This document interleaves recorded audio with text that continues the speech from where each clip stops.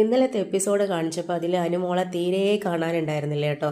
ഞാൻ ഒരുപാട് നേരം ഇങ്ങനെ നോക്കി. പിന്നെ ലാസ്റ്റ് എപ്പിസോഡിലാണ് അനു പ്രവീണും തമ്മിൽ എന്തോ ഒരു കൈനോട്ടം നോക്കുന്ന പോലെ എന്തോന്ന് സംസാരിച്ചിരിക്കുന്നതായിട്ട് കണ്ടത്. അപ്പം അതിലും ഒരു കാര്യവും കാരണമില്ലാതെ അങ്ങനെ ചിരിക്കുന്നതായിട്ട് നമുക്ക് കാണാം.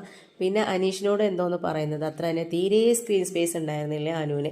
കാരണം ശരത്തും ശൈത്യയും പോയതിന് ശേഷം പിന്നെ ആ ഒരു ഹൗസ് ഉറങ്ങിയതുപോലെ തന്നെയാണ് ഉള്ളത്. കാരണം ശരത്ത് അനുവിൻ്റെ പിന്നാലെ നടന്ന് എപ്പോഴും അനുവിനെ ചൊറിഞ്ഞുകൊണ്ടാണ്. അപ്പോൾ എന്തെങ്കിലും ഒരു പ്രശ്നം വരുമ്പം ശരത്തിൻ്റെ ഗ്യാങ് ഒന്നായിട്ട് അതിൽ ഇടപെടും. പിന്നെ അവർ തമ്മിൽ അക്ബറും അനുമോളവും പിന്നെ രനി അനുമോളും പിന്നെ അതുപോലെ തന്നെ ബിന്നി അനുമോളും.